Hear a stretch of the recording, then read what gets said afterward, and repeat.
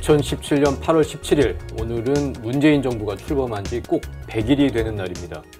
우리 국민들이 문재인 대통령을 만난 지 100일째 되는 날이죠. 정말 많은 일이 있었는데 지난 100일을 평가하는 시간을 가져보겠습니다. 문재인 대통령 취임한 지 100일이 됐습니다. 문재인 정부가 출범한 지도 이제 100일인데 많은 날이 있었던 것 같아요. 여러 가지 일이 지금 주마등처럼 이제 지나가는데 가장 잘한 일을 꼽는다면 어떻게 얘기를 해보시겠습니까? 개인적으로 하나씩 좀 꼽아주신다면요. 글쎄요, 한겨레 신문에서 그 심층 면접 좌담을 했는데요. 이제 몇 분 모셔다가 문재인 대통령이 뭘 잘했다고 생각하느냐 이제 이런 질문을 했는데 뭐 탈권위 이 한 단어로 저는 압축이 되는 것 같습니다. 이제 뭐 야당이나 문재인 대통령 싫어하는 사람들은 그건 뭐 이미지 정치다 이렇게 비판을 하는데 사실은 정치에서 대통령이나 정치 지도자들이 국민들한테 어떤 이미지로 비치는가 이 상징성 자체가 굉장히 중요한 콘텐츠입니다. 이미지가 아니고 바로 정치의 콘텐츠가 이제 그런 장면들이 될 수 있는 거죠. 세월호 순직한 그 교사 아버님한테 전화 드린 것, 또 봉하마을에 가서 제가 반드시 성공하겠다, 성공할 때까지 돌아오지 않겠다 이렇게 얘기한 것, 또 청와대 참모들하고 같이 이렇게 커피잔 들고 뭐 걷는 것, 뭐 아무것도 아닌 것 같지만 그 전 대통령이 못 보여주던 모습이죠. 또 이제 인천공항에 이제 비정규직 직원들하고 대화하는 모습, 이런 거 하나하나가 물론 연출이 뒷받침되기는 했겠습니다만 문재인이라는 정치인의 내면하고 일체감이 있기 때문에 가능한 거고요. 문재인 대통령으로서는 뭐 특별히 지금 쇼를 하고 있다고 저는 생각하지 않습니다. 이런 진정성을 있는 그대로 보여주는 이 탈권위 이 자체가 가장 중요한 성공 포인트가 아닌가 이런 생각이 듭니다. 저는 그러니까 문 대통령의 그 공감 능력에 사실 굉장히 좀 높인 점수를 좀 주고 싶은데 그 문 대통령이 그 발언을 할 때 보면 우리라는 단어를 많이 써요. 뭐 우리 뭐 누구 아무개 씨는 막 근데 이게 나와 같은 그리고 좀 약간 포용하는 느낌을 주거든요. 그러니까 어제 같은 경우 저는 이제 세월호 유족들하고 어제 만났는데 그 대통령이 굉장히 많은 한 100일 동안 일을 했지만 저는 어제가 좀 가장 감동적인 날이 그러니까 개인적으로 감동적인 날이었던 것 같습니다. 사실 어렵지 않은 일인데 그렇게 굳이 안 했던 일이잖아요. 네. 대통령이 그 유족들하고 만나는 걸. 근데 그걸 어쨌든 100일을 즈음해서 이제 만나기도 했고 또 대통령의 이제 발언 하나하나 표정 뭐 이런 뭐 목소리 이런 것들이 아, 저 사람이 정말 공감을 하고 있구나 슬픔과 아픔에 그리고 세월호 참사라는 게 유족뿐 아니라 또 그 국민들 저도 그렇지만 이렇게 약간 응어리처럼 남아있던 것들인데 그런 게 좀 풀리는 듯한 느낌도 들었고요. 저는 하여튼 세월호 유족들과의 만남이 가장 인상적이었던 것 같습니다. 네. 저희가 이제 아이들한테 그런 얘기들을 하잖아요. 인사 잘해라. 그런 얘기를 하는데 이제 어른이나 아이나 상관없이 정말 중요한 덕목인데 문재인 대통령 인사를 진짜 잘하는 것 같아요. 정말 공손하게 허리를 숙여서 인사를 하고 그게 정말로 탈권위를 상징하는 그런 모습이 아닌가 생각이 들더라고요. 그렇습니다. 5.18 행사장에서 그 유족 이렇게 안아준 건 그 연출이 아닙니다. 네. 그러니까 순간적으로 그렇게 했다는 거고요. 또 이제 그 현충일 행사 때죠. 그 보훈 관련해서 이제 수상자 이렇게 뭐 모시고 내려오고 뭐 이런 것들은 그냥 자연스럽게 몸에 배인 것이고요. 이제 그런 모습을 보고 이제 국민들이 참 좋아하는 뭐 지금 그런 상황인 것 같습니다. 네. 그렇다면 반대로 못했던 일, 좀 아쉬웠던 일 그런 게 좀 어떤 게 있을까요? 뭐 많은 분들도 비슷한 생각이실 것 같은데 인사 문제가 아닐까. 특히 이제 그 탁현민 행정관 네. 여성 문제, 여성에 대한 이제 시각, 비하 발언, 이런 것들이 사실 굉장히 좀 충격적인 내용들이잖아요. 근데 페미니스트 대통령을 표방한 문 대통령이 계속 그 탁현민 행정관을 왜 저렇게 데리고 있을까? 그거에 대해서는 아직도 좀 정말 이해 불가한 대목이고요. 또 그 박기영 그 전 본부장 네. 그분도 좀 그 윤리나 도덕성 문제 굉장히 많은 비판이 있는데도 왜 임명을 했을까부터 좀 의아하게 생각이 되고, 그러니까 지금은 임명됐지만 송영무 국방부 장관이나 뭐 조대엽 낙마한 조대엽 후보자 이런 분들 보면 과거의 잣대로 보면 사실 그 야당이 항상 비판했던 지점의 그런 그 약점과 단점을 갖고 있는 분들인데 그런 분들을 스스럼 없이 지명을 하고 또 임명까지 일부는 하는 걸 보면 뭔가 잣대가 다른가 아니면 스스로만 좀 정의롭다라는 생각을 갖고 있는 건지 약간 그런 부분에 대해서는 좀 비판을 좀 해야 되지 않나 그런 생각을 하고 있습니다. 네. 뭐 약간 이제 이상한 고집 같은 게 좀 있는 건데요. 이제 법률가 출신이라고 그런지 뭐가 옳다 그러다 이렇게 분간을 하는 경우가 있고요. 또 한 가지는 이제 이른바 기득권 세력으로부터의 어떤 피해의식 같은 게 좀 있는 것 같습니다. 그래서 어떤 인사에 대해서 이제 문제를 지적하면 이게 혹시 이제 우리의 개혁을 저지하기 위한 기득권 세력의 공격이 아닌가 이렇게 생각을 하는데 사실은 그게 구분이 가지 않습니다. 그런 측면이 있죠. 또 동시에 국민들이 볼 때 납득할 수 없는 인사인 측면이 있는 겁니다. 이게 종이 한 장 차이가 아니고 어쩌면 차이가 이제 아예 없는 그런 걸 수도 있죠. 이제 구분하기 쉽지 않은데 다행스러운 건 지금까지 문재인 대통령이 양보를 한 경우가 더 많습니다. 뭐 이렇게 이제 처리하면 별 문제가 없는 건데요. 이제 앞으로 또 대통령 한 1년 하다 보면 좀 약간 교만해진다고 그래요. 그럴 경우에 혹시 판단을 잘못하지 않을까 이런 좀 걱정 같은 것들이 있고요. 과거에 대통령 되기 전에 예를 들어서 당대표를 할 때 이제 국회의원을 할 때 뭐 남북 정상회담 대화록을 공개해야 되느냐 말아야 되느냐 이럴 때 그걸 공개해서 명명백백하게 밝혀야 한다 이런 태도를 취한 적이 있고요. 또 이제 당내 분란이 일어났을 때 안철수 그 당시 의원하고 이제 갈등이 있었을 때 이게 자꾸 이제 뭐 옳다 그러다 이제 이런 논쟁을 하면서 갈등을 좀 키운 측면이 있는데 이런 것들은 이제 대통령으로서 직무 수행을 하면서 조금 보완을 해야 되지 않을까 이런 아쉬움이 있습니다. 네. 어쨌든 못한 일보다는 잘한 일이 많은 건 사실인 물론입니다. 것 같고 네. 그래서 지지율도 지금 여전히 80% 안팎을 기록하는 고공행진을 하고 있습니다. 원래 그 대통령이 욕먹는 자리잖아요. 그래서 근데 어쨌든 집권 초기이긴 하지만 이렇게 높은 지지와 인기를 얻는 대통령을 본 건 정말로 오랜만의 일인 것 같은데 왜 그러는 걸까요? 전임자랑 좀 비교가 돼서 그럴까요? 뭐 그것도 굉장히 큰 요인이라고 생각을 합니다. 그 박근혜 대통령이 워낙 이제 권위와 이제 좀 강한 이제 군림하는 불통, 이미지, 독선. 예, 네. 그런 것들이 강했고 그 부분을 정반대로 이제 구현하고 있는 게 지금 문재인 대통령이고 탈권위, 소통, 공감 이런 것들에 대해서 일단 국민들이 열광을 하고 있는 것 같고요. 근데 꼭 그것만은 아닌 것 같아요. 그러니까 이번에 저희 한겨레 신문이 여론조사를 이제 했는데 그 문 대통령이 뭘 잘했나 이렇게 주관식으로 물었더니 적폐청산이라는 답이 가장 많았습니다. 네.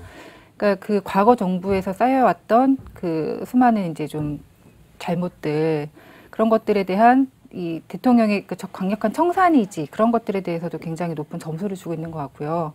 또 정책들도 굉장히 많은 논쟁이 있는 지점들이 많죠. 뭐 건강보험 보장성 강화나 증세, 부동산 규제 이런 것들 사실 이해관계가 굉장히 첨예하게 부딪히고 그 진영 간에 또 그 갈등이 많이 고조되는 지점 그런 정책이지만 의외로 우리 국민들은 70% 이상이 다 사실 찬성하는 의견을 지지하는 이제 의견을 보낸 걸 보면서 이게 국민들이 원하는 어떤 특별한 이제 그 가려운 지점들을 이제 긁어주고 있는 게 아닌가 그런 생각도 좀 하게 됐습니다. 저는 이제 이걸 상당한 그 철학과 가치관의 문제로 좀 보고 싶은데요. 이렇게 생각합니다. 과거에 1997년이죠. 우리가 외환위기를 맞았고요. 또 2008년에 금융위기를 맞았고요.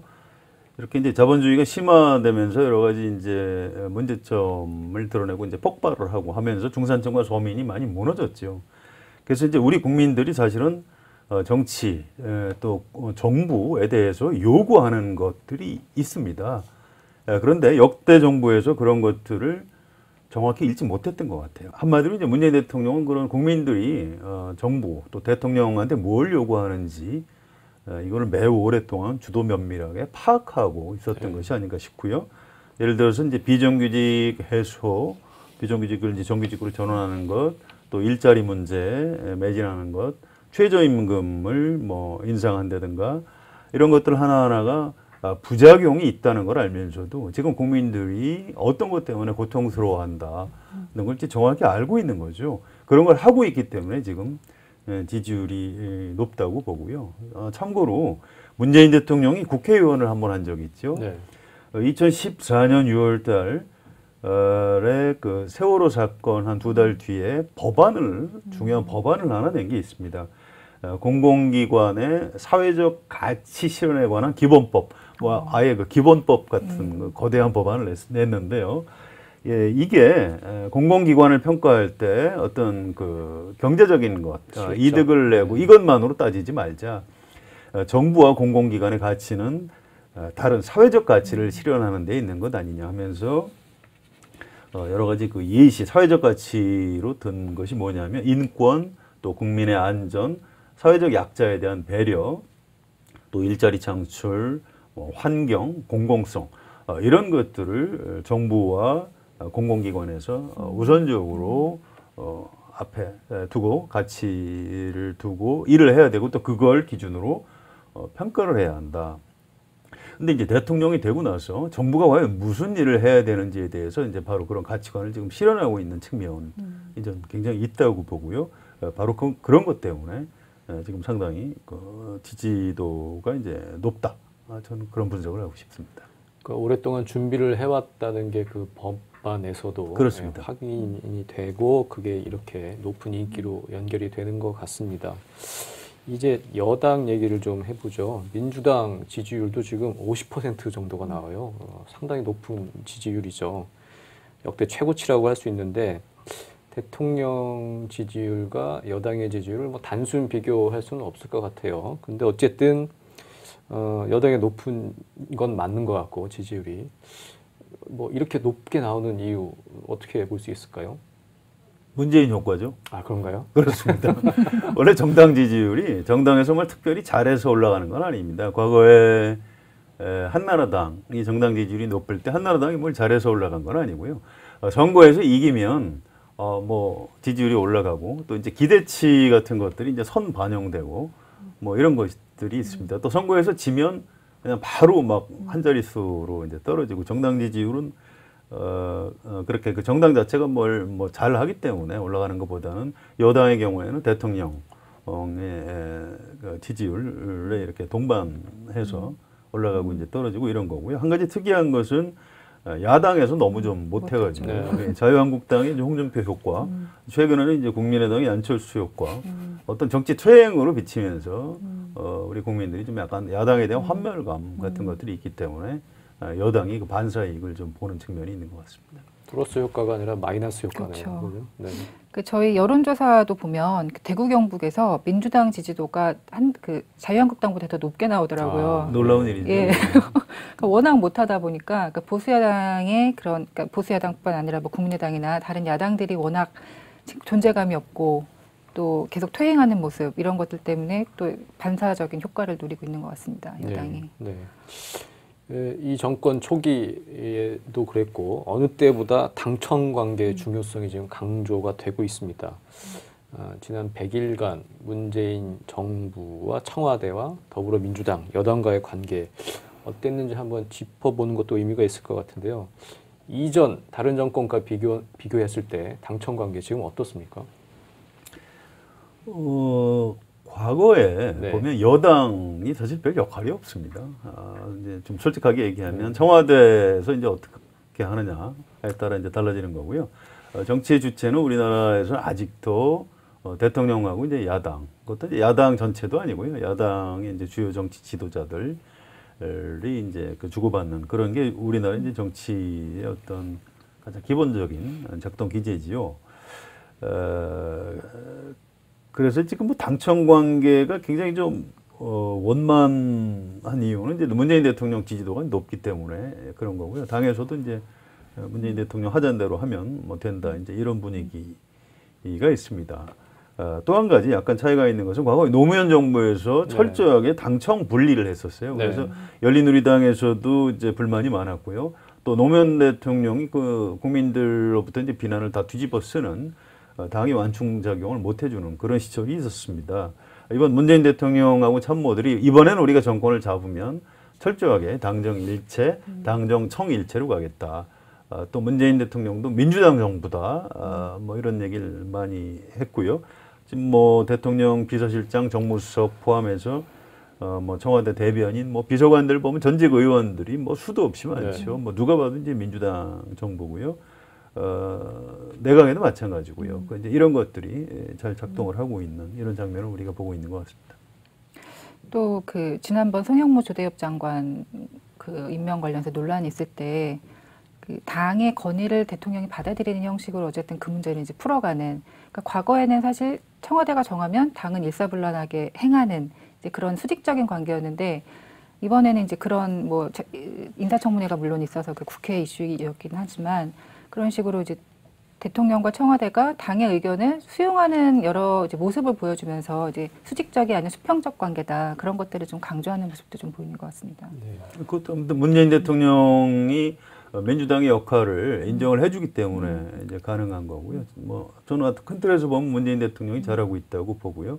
그 안에서 이제 그 민주당 의원들도 과거 18대, 19대보다는 지금 20대 국회의원들이 또 훨씬 좀 낫습니다. 이 사람들의 야당을 오래 해서 아마 좀 고생을 하다 보니까 좀 많이 좀 겸손해진 것 같기도 하고요. 어떤 집단 지성 같은 것을 좀 발휘하는 모습 이런 것도 좀 최근에 좀 많이 좀 보여주고 있죠. 17대 때 이제 초선 의원이 108명이어서 108번 내라는 얘기가 있었고 상당히 당청 간의 갈등이 많았고 그런 부분에 대해서 상당히 반면 교사로 삼고 이번에 좀 조심해야 하고 우리가 같이 잘 해야 한다. 이런 분위기가 있는 것도 사실이죠. 그렇습니다. 사실은 이제 추미애 대표하고 우원식 원내대표하고 이제 갈등도 있고요.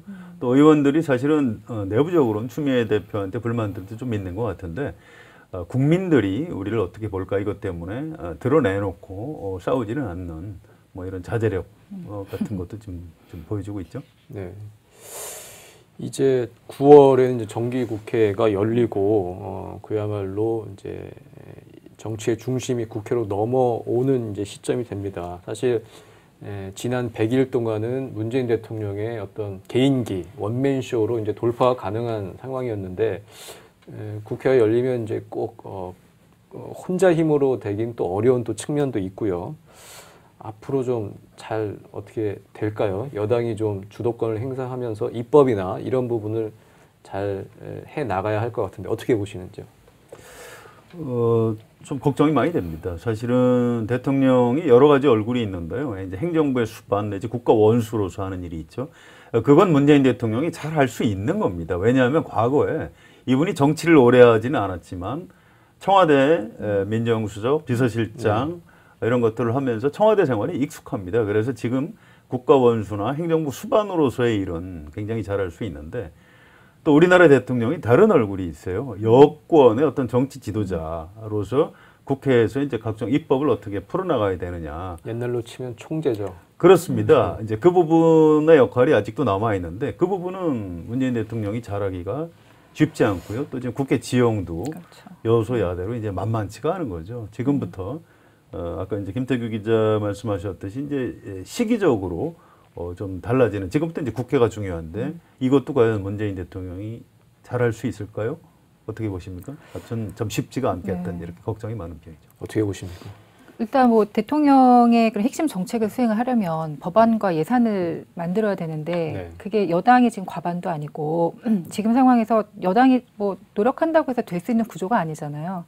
기본적인 협치 이 부분이 굉장히 중요한 시점이 되었는데 뭐 100일 동안은 야당이 이제 숨죽이고 있었지만 대통령의 워낙 그 고공의 지지도 고공행진 때문에 근데 이제는 이제 야당의 시간이 이제 좀 돌아오고 있는 이런 상황이라 과연 이 정말 그 이슈가 굉장히 많습니다. 지금 청와대에서 제기한 이슈들 뭐 증세, 부동산 뭐 굉장히 최저임금 굉장히 많은데 원전까지 이런 것들이 과연 국회에서 과연 이 어떤 결실로 이루어질까, 이루어질 수 있을까 이게 여당의 힘으로 될까 안 되거든요.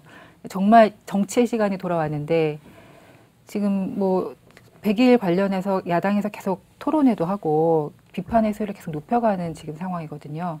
과연 이제 야당은 계속 차별화를 시도를 할 텐데 이 과연 순순히 도와줄까 그런 생각에는 굉장히 좀 회의적인 시각이 많죠. 네. 그 야당에서 앞으로 협조 안 할 겁니다.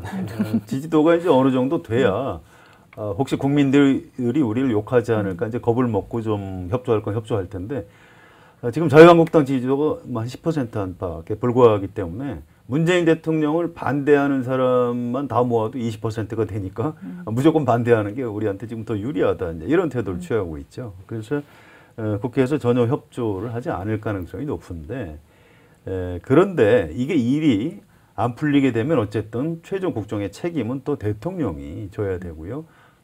문재인 대통령한테 이제 약간 위협 요소로 이제 작용할 가능성이 높죠. 문재인 정치인 문재인의 이제 역량 이런 것들이 좀 필요한 것 같습니다. 네.